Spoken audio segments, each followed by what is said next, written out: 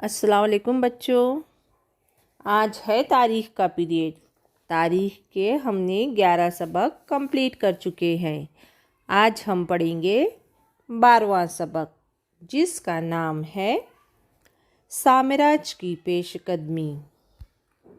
اندور کے ہولکر۔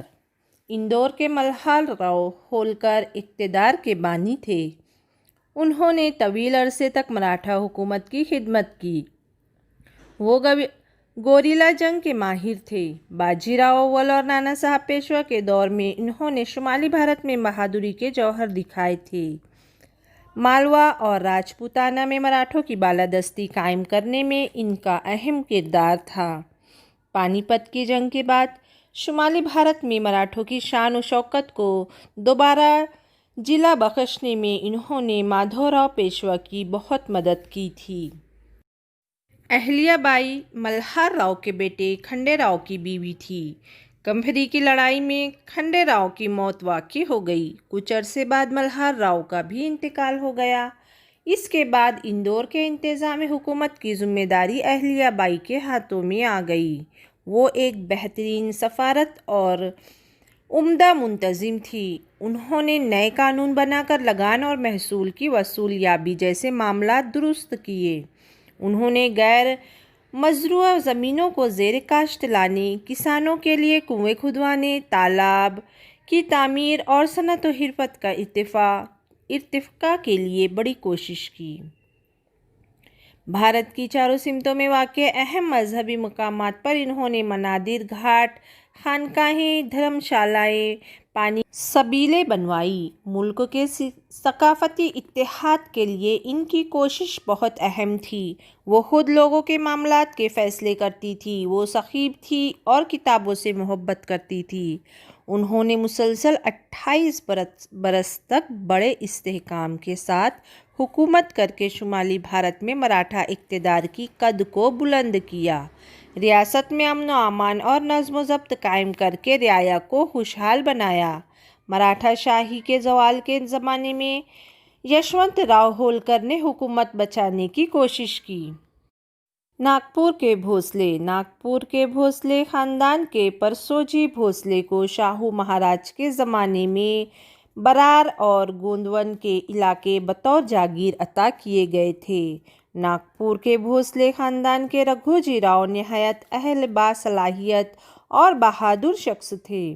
انہوں نے جنوبی بھارت میں تروچیراپلی اور ارکاٹ کے آس پاس کے علاقوں کو مراٹھا عملداری کے تحت لانے میں اہم کردار نبھایا۔ شاہو مہاراج نے بنگال، بہار اور اڑیسہ صوبوں کی چوتھائی وصول کرنے کا اختیار رگھوجی بھوسلے کو ہی دے دیا تھا۔ انہوں نے ان علاقوں کو مراٹھوں کے زیر اقتدار کر لیا۔ سن 1751 میں ناگپور کے بھوسلوں نے اور اڑیسہ کا صوبہ علی وردی خان سے جیت لیا تھا، جہاں 1803 تک ان کا تسلط قائم رہا۔ گوالیار کے شندے۔ بڑے باجی راؤ نے شمالی بھارت میں رانوجی شندے کو ان کی فرض شناسی دیکھ کر سردار مقرر کیا۔ رانوجی کی موت کے بعد ان کے بیٹوں جے اپا، دتا جی اور مہاد جی نے اپنی بہادری سے مراٹھوں کے اقتدار کو مضبوط کیا۔ مادھو راؤ پیشوا نے شندے خاندان کی سرداری مہاد جی کو عطا کی۔ مہاد جی ایک بہادر اور ماہر سفارت کار تھے۔ پانی پت کی شکست کے بعد شمالی بھارت میں مراٹھوں کی بالادستی کو دوبارہ قائم کرنے میں انہوں نے اہم کردار ادا کیا تھا۔ ان کی گوریلا طریقہ جنگ کارآمد نہیں ہو سکا، لیکن اس لیے انہوں نے فرانسیسی فوج ماہر ڈبائن کی رہنمائی میں اپنی فوج کی تربیت کی اور توپ خانہ سلیقے سے ترتیب دیا۔ اس منظم فوج کے بلبوتے پر انہوں نے روہیلوں، جاٹوں، راجپوتوں اور بندیلوں کو شکست دی۔ پانی پت کی جنگ کے بعد مراٹھا قوت کو کمزور دیکھ کر انگریزوں نے دہلی کی سیاست میں حصہ لینا شروع کر دیا تھا۔ انہوں نے صوبہ بنگال کے سول معاملات کے اختیارات اپنے ہاتھ میں لے لیے تھے۔ ان کی خواہش تھی کہ دہلی کے بادشاہ کو اپنے قابو میں کر لے۔ ان مخالف اور ناسازگار حالت میں مہاد جی شندے نے انگریزوں کو شکست دے کر بادشاہ کو دوبارہ دہلی کے تخت پر بٹھایا۔ ان کے کارناموں سے خوش ہو کر بادشاہ نے انہیں وکیل مطلق کا عہدہ بخشا، جس کے تحت انہیں شہری اور فوجی اختیارات حاصل ہوئے۔ انہوں نے کمیشن پیشوائی سوائی مادھو راؤ کی جانب سے یہ عہدہ قبول کیا۔ اس عہدے کی وجہ سے دہلی کی بادشاہت مکمل طور پر ان کے زیر اثر آ گئی۔ ڈوبتی ہوئی بادشاہت کو سنبھالنا آسان نہ تھا۔ مہادجی نے انتہائی ناسازگار حالات کے باوجود بڑے عزم و استقلال کے ساتھ 1784 سے 1794 تک دہلی کا کام کاج کو سنبھالا۔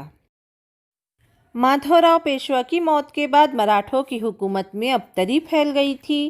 نانا فرنویس اور مہادجی شندے نے اس کی شیرازہ بندی کی۔ جس وقت مہادجی شندے شمالی بھارت میں مراٹھوں کا تسلط قائم کرنے میں مصروف تھے، اس دوران نانا فرنویس نے جنوبی بھارت میں سیاست کی کمان سنبھالی۔